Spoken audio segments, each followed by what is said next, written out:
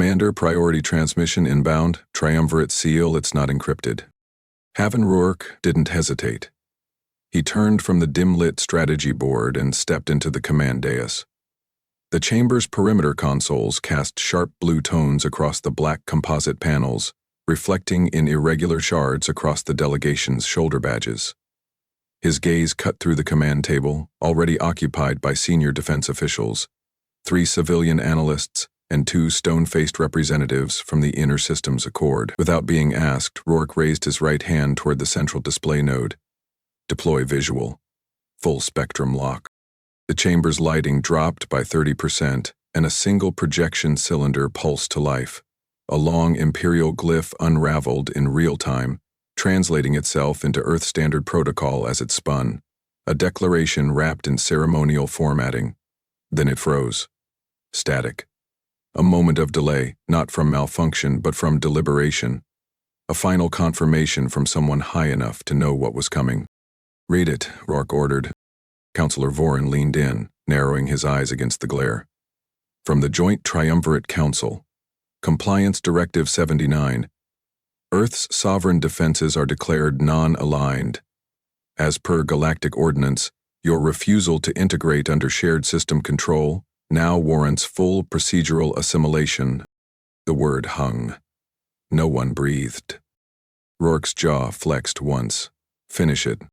"Earth must," Vorin continued, more slowly, "disband all planetary shielding grids, surrender orbital navigation control, and provide unrestricted access to all data archives. You are granted 1 cycle to comply, after which disciplinary enforcement will proceed.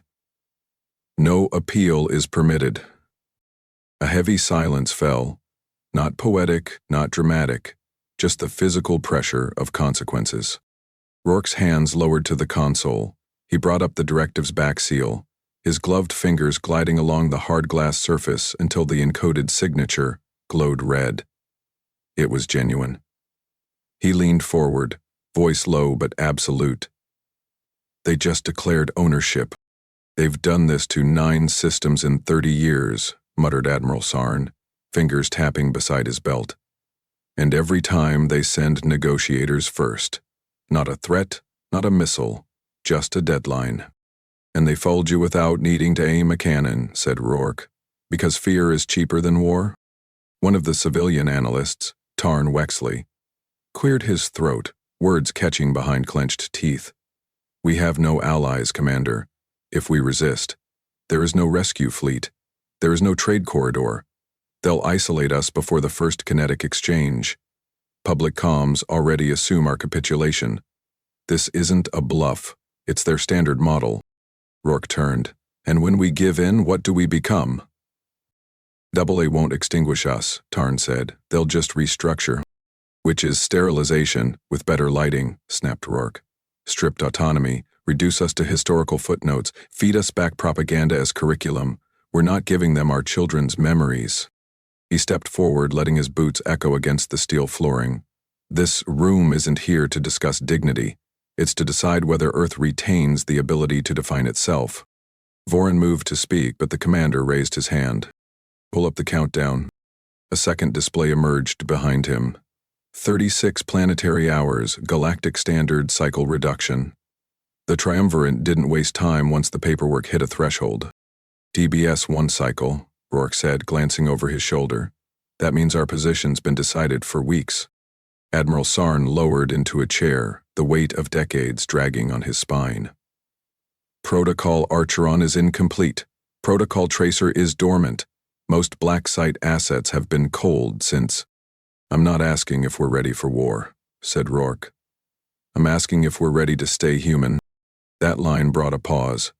Not theatrical, genuine. Even the civilians straightened. From a far alcove, a technician's voice rang out, crisp and grounded.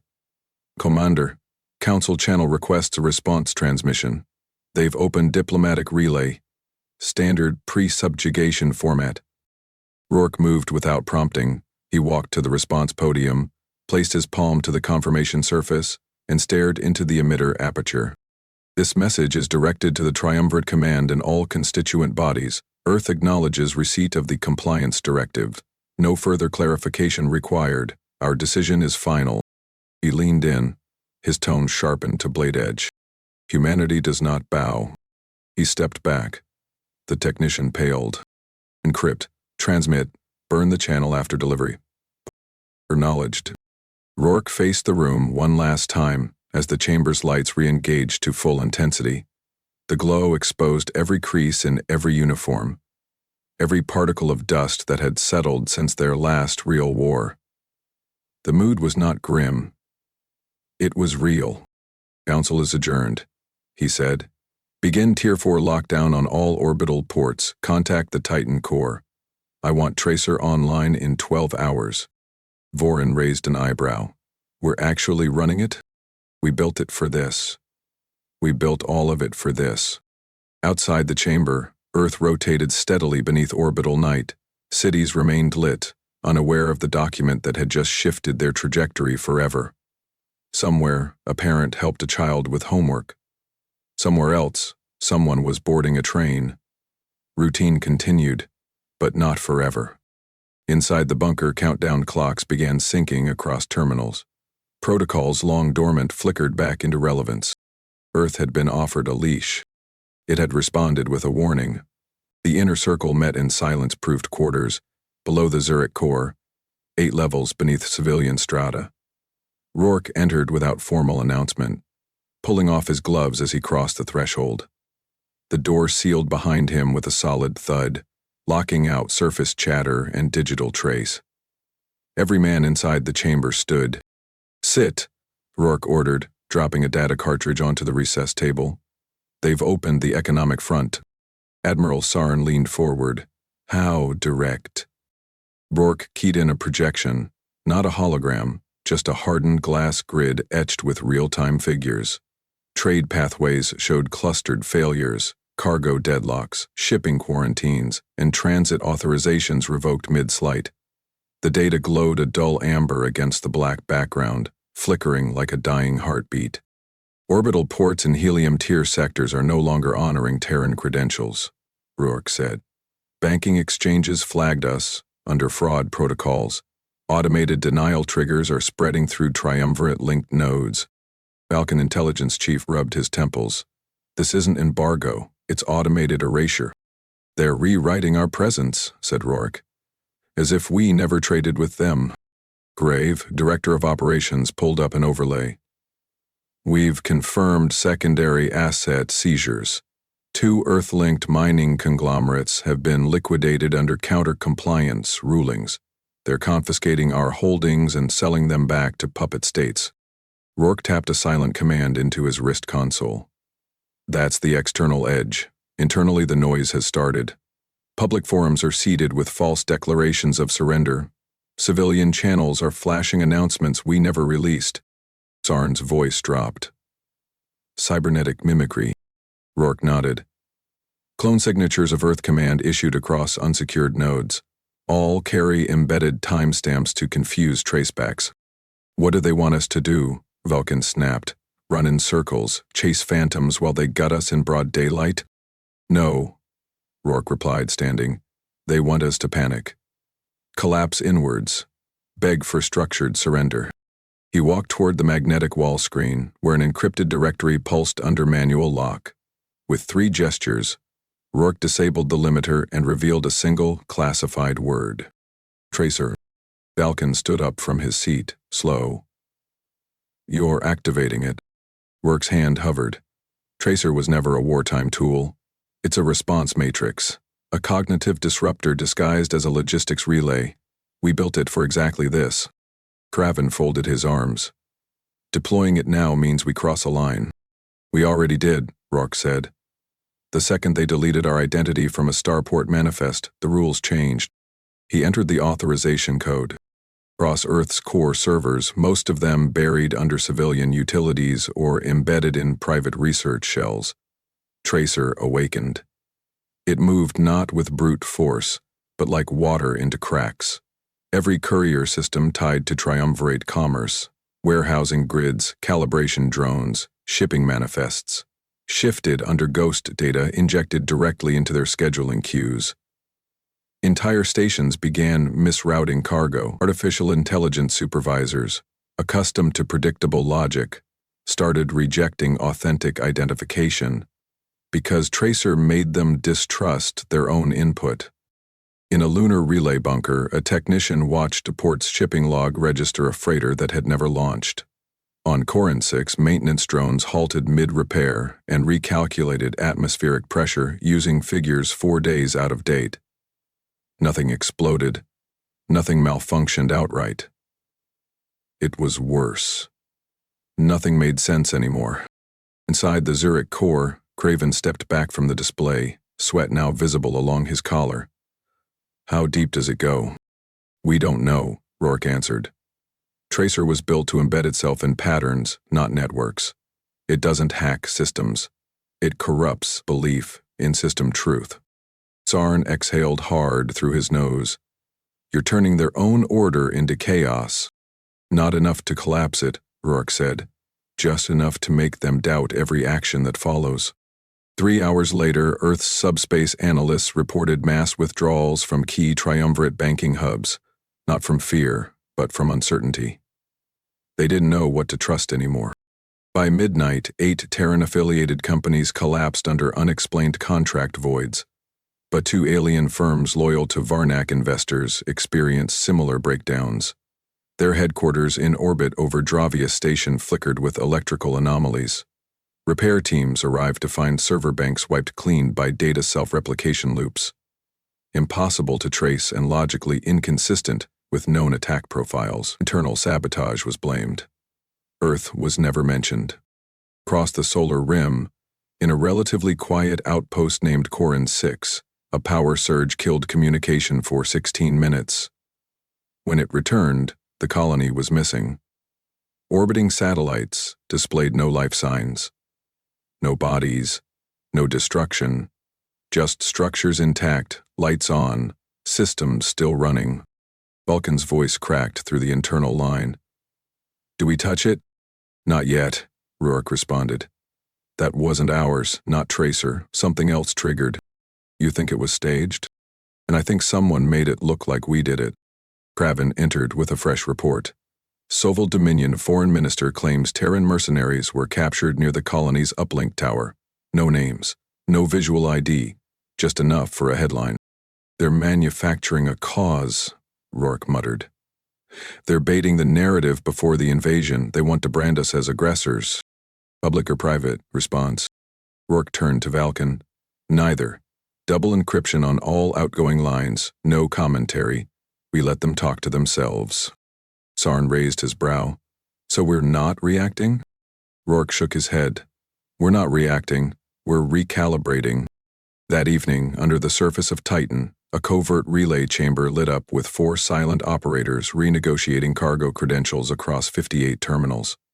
Each technician wore an unmarked suit, no unit insignias, no country of origin. One by one, they reprogrammed triumvirate ship IDs to confuse planetary landers into bypassing fuel checks, overloading cargo holds, and rerouting to destinations that didn't exist. Above them, a civilian transport carrying 3 diplomats was redirected mid-journey toward a ghost station decommissioned 4 years ago. It never landed.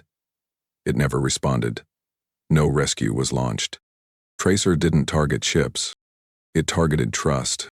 Back on Earth, in a secure observatory beneath the polar shelf, Rourke stood with arms crossed behind his back as the feed replayed a loop of Corin 6. Vulcan entered quietly.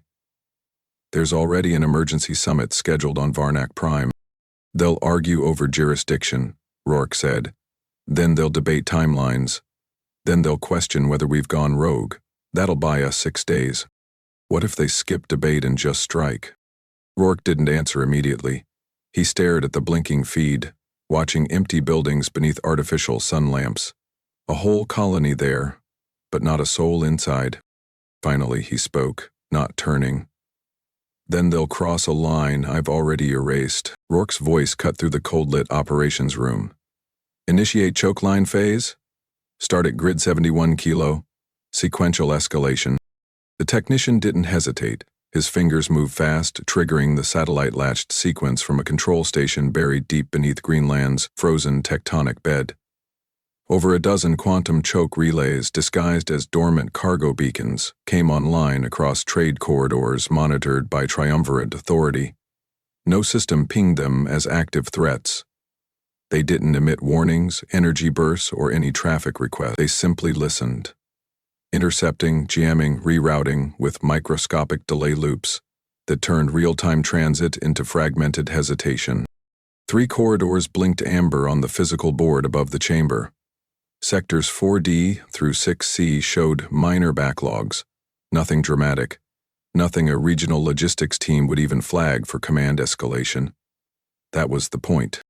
Rourke shifted back from the table, his coat brushing along the reinforced console edge as he moved toward Valken. I want the next grid batch masked under maintenance reroute. If a single station traces unusual frequency patterns, we pull the timing cascade back 12 seconds. It won't trip, Valken replied. The algorithms rotate too quickly. Nothing holds still long enough to form a fingerprint. Good. Let's make confusion feel like the natural order of things. Above Earth, black site command vessels began coming online. From the outside, they resembled abandoned orbital research shells, faded plating, irregular hull composition, and false identification numbers buried in unremarkable civilian registries. They emitted only ambient heat and used manually tuned kinetic stabilizers instead of signal-based thrust systems. Inside, however, the air carried the subtle warmth of recycled oxygen pushed through active filtration, and every crew member moved with coordinated silence, adjusted not for stealth but for rhythm. At Outpost Virel, floating in the mineral belt between Mars and Jupiter, Command Captain Norin tapped his knuckle twice on the hard-plated rail before turning to his exo. Has the relay synchronization with EarthGrid begun? Yes, sir, the man confirmed. Grid alignment completed 17 minutes ago. First blind sector will ripple across Sector Theta inside 12 hours. Nora nodded once. His skin felt tight against his temples. Keep rotation unpredictable. We're not trying to jam them, just make their confidence leak out of their boots. On a separate front, in Triumvirate Sector Command, Admiral Karat of the Varnet Coalition scowled at the logistics feed in front of him. His claws drummed unevenly against the stonework console as he reviewed the delay summaries piling into his fleet deployment queue. How many confirmed disruptions? His aide, young and inexperienced, hesitated. 27 confirmed, 72 under observation. Why wasn't this escalated yesterday? The aide shrank under the weight of the gaze. Pattern review flagged it as stochastic variance. There was no trend until Korat shoved the data slab across the room. There's always a trend. Find it before Earth finishes theirs. Back on Earth, Rourke watched red-laced orbital charts blink across the council room's projection wall. Every indicator told a lie. That trade was recovering, that misrouted shipments were stabilizing, that human supply disruption had peaked. All of it was engineered. Riven entered, coat dusted with frost from the sub-transport shaft. Tracer's ghost loops have begun infecting the Urksari Pact's central audit systems. One of their freighters jumped early. The navigation AI declared coordinates clean. Turned out to be a drift zone. Casualties? Minor injuries. But they had to beam distress to 2 different Pact nodes. Not one responded with the same interpretation of the event. Valken chuckled low under his breath. So now they don't just distrust us, they don't even trust themselves. Rourke didn't smile. That's only the beginning. We're not here to make them angry. We're here to make their consensus fall apart. He tapped into the private console embedded in the war room deck. A relay file glowed beneath his fingerprint scan. 4 red tabs blinked. Is relay blind protocol staged? Valken nodded. 3 sequences uploaded. Randomized activation. The timing scatter mimics sectoral AI correction drift. It'll look like their own systems are collapsing under cumulative stress. And the final sequence? Still quarantined until your call. Rourke keyed the final override into position. The next time a command ship tries to deploy from a deep orbit dock, he said, I want it to doubt its own mass calculations before it leaves anchor. Across triumvirate trade channels, this phase of Earth's strategy began taking visible form. A grain hauler off draw station fired maneuvering jets after receiving false weight readings, clipping a dock gantry and triggering port-wide shutdown. In Sovil territory, a long-range courier received a full payload clearance while the cargo hold remained empty. Its manifest had been duplicated across 2 locations. The Sovil Audit Board spent 9 hours investigating before realizing both listings were equally valid.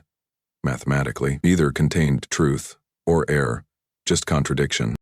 In a private bunker beneath Earth's magnetospheric shield line, a cadre of analysts confirmed what Rourke already suspected. "They think we're complying," one said. Rourke raised a brow. Cross-sector chatter reflects a lull. They're interpreting our lack of counter-message as a passive reset. One Varnak analyst even speculated that our internal political divisions have frozen strategic planning. The triumvirate sees this as compliance by dysfunction. Craven grinned. "So the silence isn't just confusing them, it's comforting them." Rourke stood, stepping toward the mission map. "Then we've reached the pivot point." He tapped a red node, the center of the entire relay cluster. "The world held. They don't understand. We've set the board." The lights above dimmed to secondary power. Outside, Earth's orbit turned without incident. No weapons had been fired, no fleet had moved into hostile posture, no enemy had been named. But beneath trade routes, behind corridor control stations, and under commercial registries, Earth's architecture had shifted. It was no longer reacting. It was baiting. The outer hull vibrated under the shift as Kyrith Vault emerged from transition. Light refracted along the vessel's forward struts, as if the solar particles didn't trust the structure's purpose. From his command platform, High Admiral Treval Sarix watched Earth's orbit fill the viewscreen. No escort ships, no defensive satellites, no heat bloom from planetary weapons. A junior tactical officer, his crest ridges still green, glanced over his station readouts. No active grid signatures, no radiological heat trails. Their upper atmosphere is open. Treval didn't answer. He studied the orbital pattern in silence, claw tapping once against the deck rail, then remaining still. 42 vessels formed behind Kyrith Vault, followed by another 3 echelons. Every one of them was powered, stocked, and equipped for tactical dominance. He didn't need to guess what they were thinking. Earth had nothing ready. "Transmit conditional demand to planetary command," Treval said. Voice low, tone like frozen iron. Standard Varnak dialect, no formal speech, just outcome terms. The communications operator keyed it in. "Done, High Admiral." Past the bridge. A faint shift in air pressure from auxiliary venting reminded every officer that the atmosphere regulators still hadn't balanced from the jump. The scent wasn't chemical. It was recycled. A dry, synthetic filtration that left a coppery taste in the mouth. Treval glanced toward his flank commander. "Has the outer perimeter cleared all debris?" The commander nodded. "Still mapping the wreckage field labeled Debris Zone 7. Initial scans show nothing active, mostly decommissioned Terran cargo containers. Structural fragmentation, no movement." The Admiral's jaw twitched. "Define mostly." The commander double-checked. One anomaly, a containment cylinder still anchored to a navigation ring. No transponder, no movement. "Then ignore it," Treval said. "They've surrendered their sky. We'll take it." The fleet moved forward in a standard insertion arc. The Earth rotated slowly beneath them, cloud cover weaving over its blue oceans like shifting cloth. No intercept craft, no message. Not even an acknowledgement. Treval leaned forward. "Cross the equatorial divide. Full entry." The first shutdown came exactly 92 seconds later. From the Vexarn drawl, the weapons operator reported, "Sudden command relay desync." Seconds later, life support cycled into failover, despite 0 environmental warnings. Emergency ventilation surged, flooding the compartments with thick, dry air. Then power dropped. 2 more vessels reported identical failures. Main power, followed by nav data loss, then inertia drift. Tervel snapped upright. Form fallback wedge. Pull rear units into diagnostic cover. No one responded. The command screen dimmed, not from interference, but from internal override. The bridge crew scrambled to restore local control, fingers moving fast across multi-tapped input bands. The lights didn't flicker. They simply stopped being lights. Monitors displayed no errors. They didn't display anything. The walls no longer vibrated. The floor no longer adjusted for gravity compensation. The ship had not been attacked. It had ceased being operational. From the Kyrat Vault's starboard bay, a pilot screamed over internal comms, then went quiet. The screen above showed his suit status: intact, oxygenated, but immobile. He was drifting, eyes open. The operator at helm control whispered through clenched fangs. 84 vessels, all systems lost. No thermal events. No breach reports. Crews intact. Machinery inert. Tervel stared at the static orbital feed, now barely rendering on backup auxiliary. They didn't defend their orbit, they weaponized it. Above and around them, the wreckage of old satellites began turning, slowly aligning themselves in deliberate geometry. Not random. Not debris. Each fragment filled a position that once would have been dismissed as orbital clutter. A symbol formed around Earth, an incomplete ring, etched by junk, invisible until viewed from this exact trajectory. The mark was Terran. The Admiral slammed his clawed hand on the comms override. Is there any broadcast? Anything? A low vibration echoed through the bridge walls, not mechanical, but from the internal speaker grid activating by command the crew hadn't given. A human voice came through, crisp and slow, each syllable carved without emotion. You are not harmed, you are dismissed. That was it. The message repeated once, then the speaker grid went dead. No audio channel was left open. No relay signal could be traced. No reactor spike had registered to show deployment of power. Tervel stood in the still air of his bridge. The control panels no longer lit under contact. The reinforced panels showed no signs of failure. Yet, nothing answered. The vessel's fusion coils hadn't shut down. They had been disconnected from intent. The system still existed.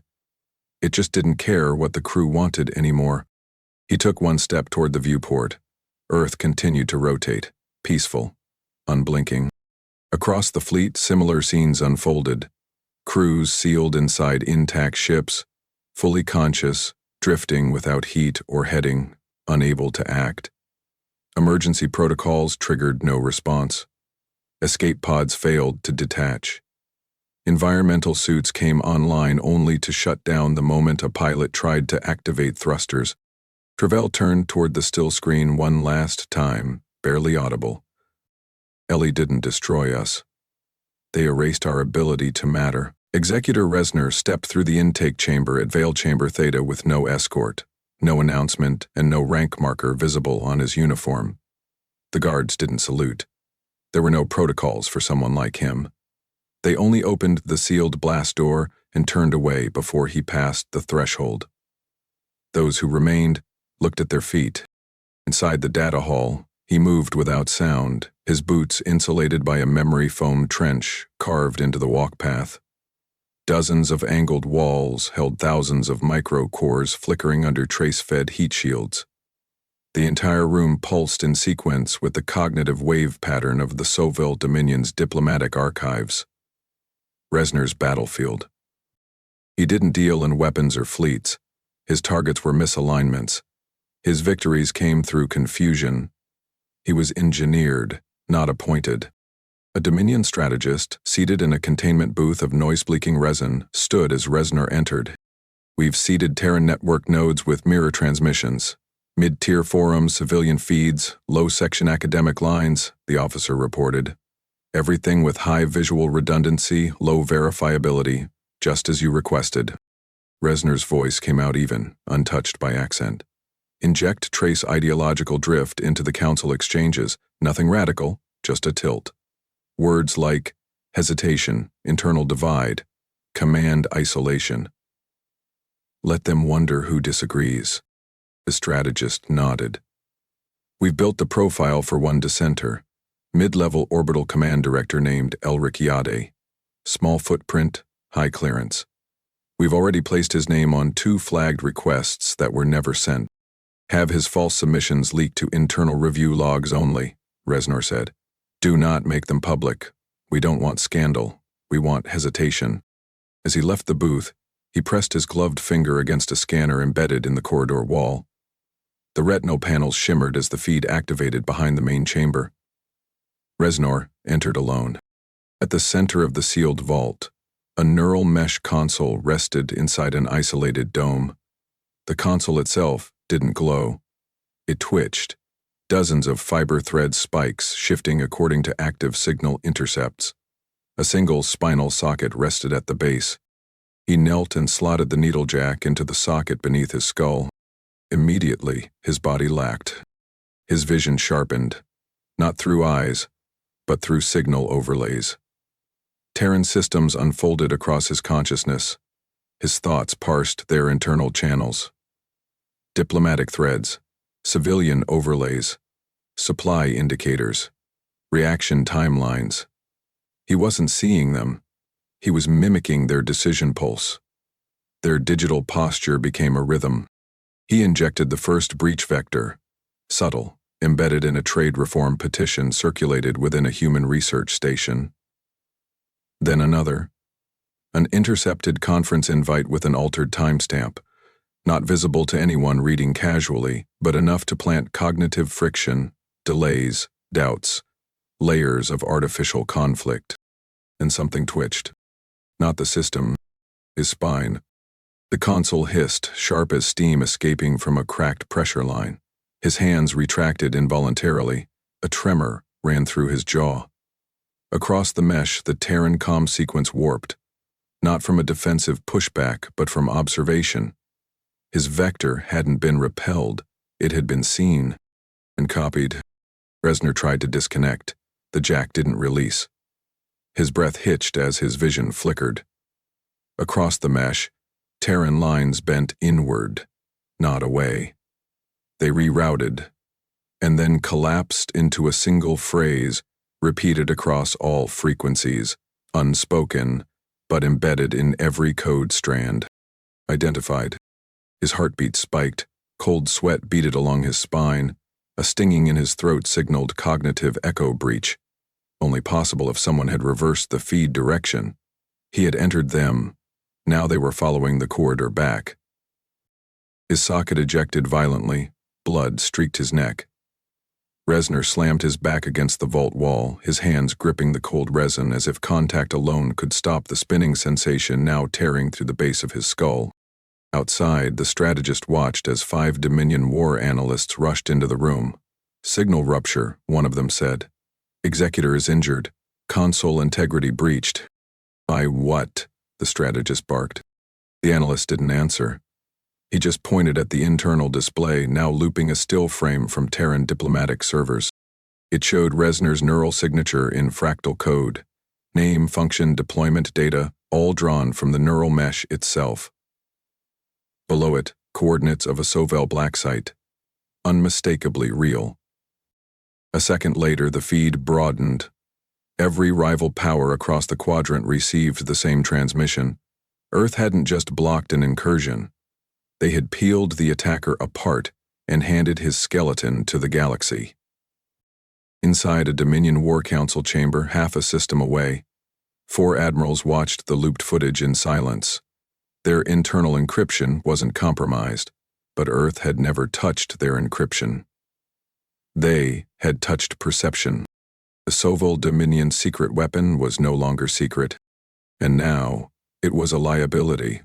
Back on Earth, in a communications cell deep beneath Geneva Sector 9, Valken removed the observation headset and turned toward Commander Rourke, who stood beside the console, arms folded, unblinking.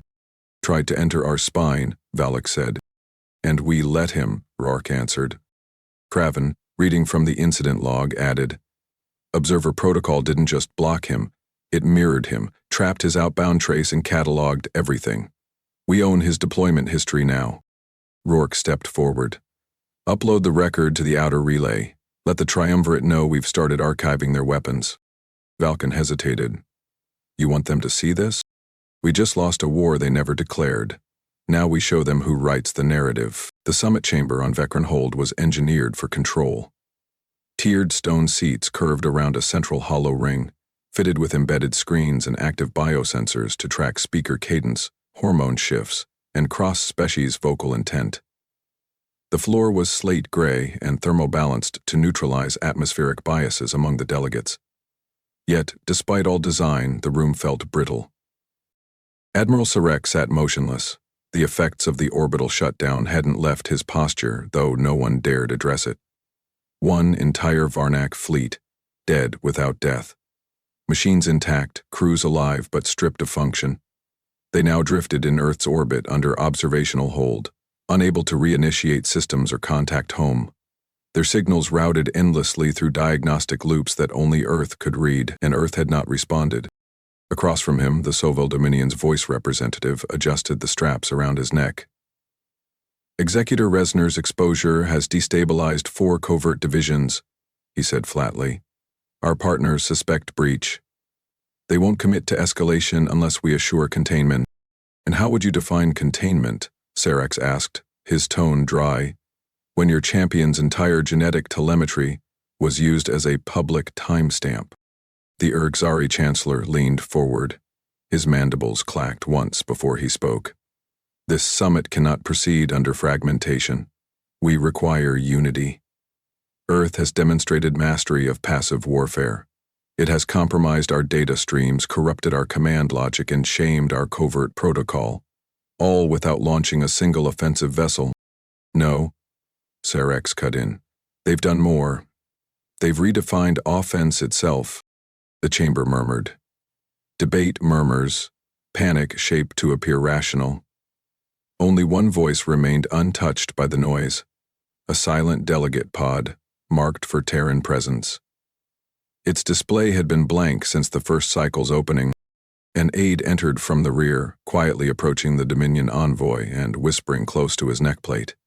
The envoy's pupils constricted. He turned toward the center, voice shaking with restraint. They're transmitting.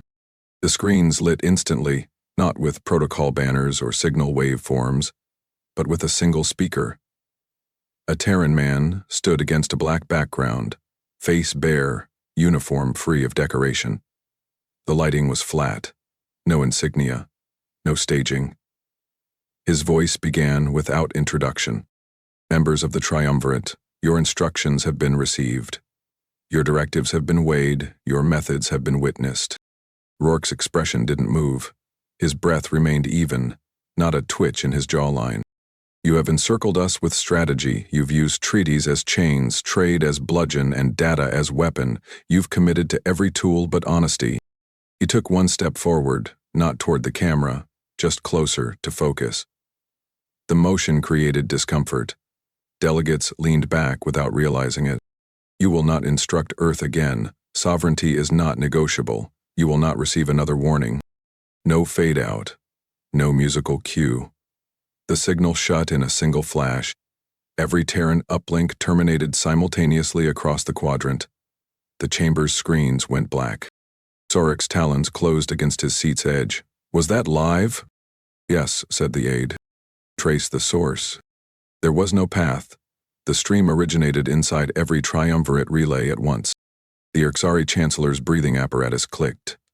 They have technology that duplicates real-time code? No, said the aide. They're not duplicating. They're inside. That quieted the room. Not from fear. From recognition. Sovil's delegate rose. We propose a revision of strategy. Cease all overt aggression. Establish low-contact buffer zones. Remove economic obstructions. Request neutral arbitration. We must reposition. Sarek stood, movements deliberate. Position implies negotiation. There is no negotiation, said the Urgzari Chancellor. There is posture, and then there is outcome. The Dominion's analyst interjected, sliding a tablet across the table. 3 secondary systems have reported delayed communications from Earth-based embassies. Each one shut down internally. Staff vanished. Exit logs redacted. They're folding inward, the Chancellor muttered. Not because they're defeated, because they're done explaining. Back on Earth, beneath the Terran Strategic Headquarters in São Luís Sector 12, Rourke stood behind a black data terminal, his face calm, eyes fixed on nothing visible. He wasn't watching the result of his transmission. He didn't need to. Craven approached, holding a sealed command summary. They've begun recalling field operatives. 2 of the Varnak outposts just went dark. 1 Erxari vessel rerouted to a neutral zone. Rourke took the report but didn't open it. We broke consensus, Craven added. No, Rourke said, setting the file aside. We removed ourselves from it. Falcon entered, expression tight. Are we sure that was the right call? No formal warning? No fallback channel? We've used every channel, Rourke replied. They mistook silence for weakness. Then they mistook resistance for instability. This time, we left no interpretation. Craven asked carefully, and if they push back? Rourke turned toward the relay board behind them. Dozens of lights glowed, faint, not urgent, active, alive. Valence, he said. Because they don't understand how. The first error appeared on the Helior trade grid at 4:20 local system time. A mid-tier shipment manifest duplicated itself inside 2 separate ports. Both instances validated. Both appeared confirmed by 2 different sovereign trade banks. When auditors tried to trace the discrepancy, neither file allowed access. Instead, they returned a looping string with the Earth insignia etched subtly behind the system text. It was only visible on thermal contrast readouts. By midday, 4 more systems were reporting identical mirror duplications. Cargo certified but physically absent, route instructions clashing with real-time coordinates, and internal network clocks rotating counter to system time. Servers didn't crash, they disagreed with themselves. Logisticians began issuing override commands, only to find their own administrator rights locked under keys that weren't supposed to exist. On the trading deck of Delvin's station, a merchant supervisor pounded his fist against the input pad. These readings don't make sense. My containers are showing up at 2 destinations that never authorized dock. Behind him, a mechanic pulled the panel from the wall and exposed the routing wires. Nothing appeared damaged, yet the room reeked of overheating insulation. The cables weren't fried. They were trapped in signal recursion, flooded with conflict queries that had no endpoint. Replacing the parts did nothing. Meanwhile, on the Soval-controlled finance hub on Rasov 3, currency valuation tables began spiraling into contradictions. Terran credit units, officially suspended, reappeared as anchor values on legacy ledgers. Any attempt to manually purge them caused the entire valuation thread to lock, leaving entire asset sectors frozen, mid-transaction.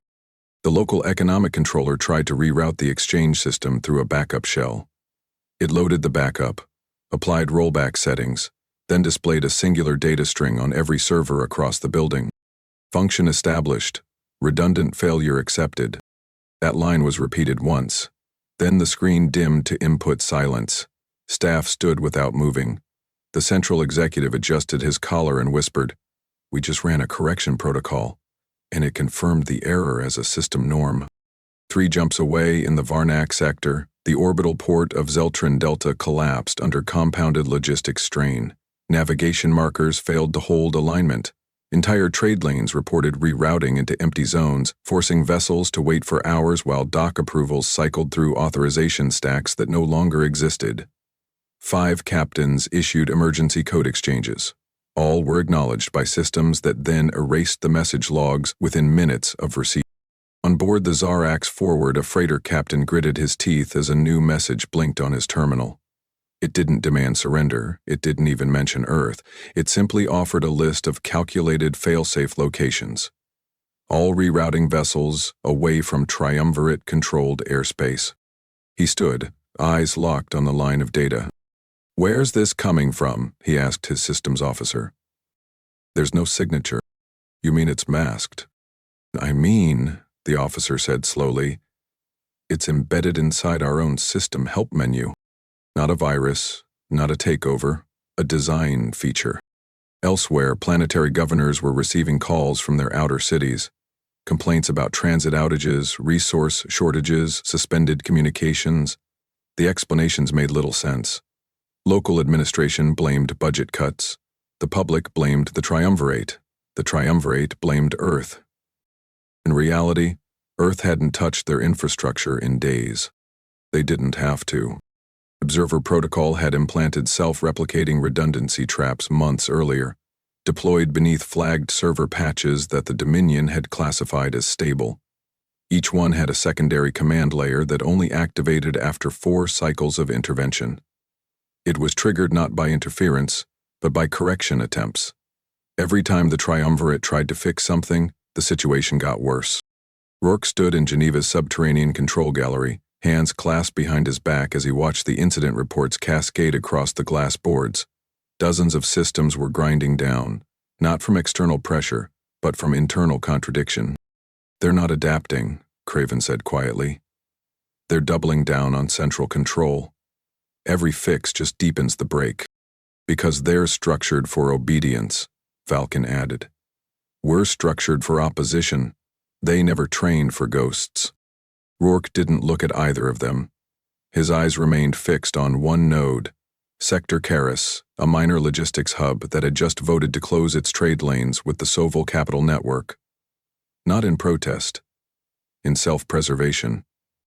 This is what they feared, he said finally. Not war, not casualties, loss of narrative. On Varnak Prime, Chancellor Revoke stood in a data chamber with his advisory board.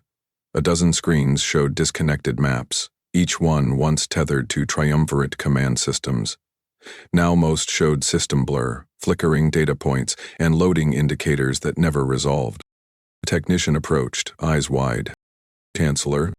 Revok turned slowly. We just received 5 diplomatic requests for independent trade pacts. Not from Earth. From our own subregions. The Chancellor didn't reply.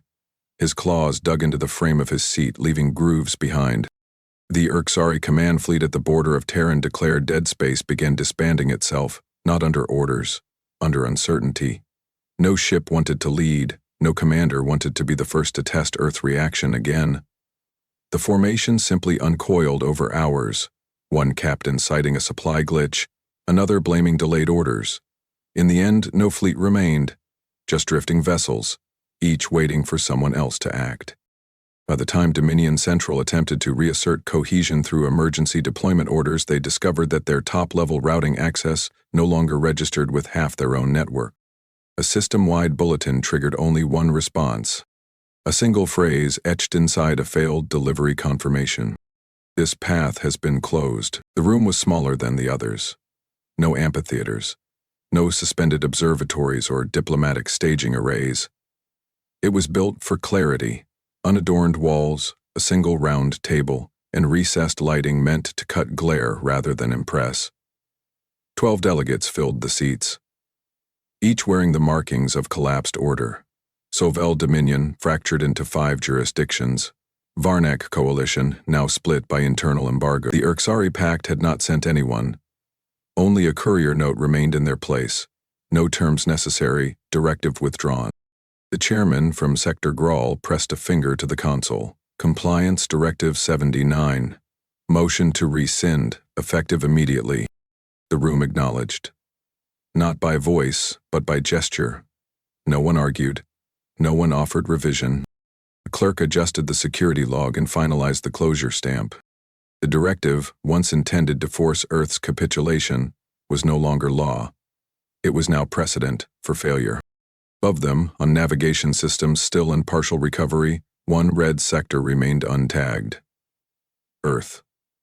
Not blocked. Not erased. Just untouched.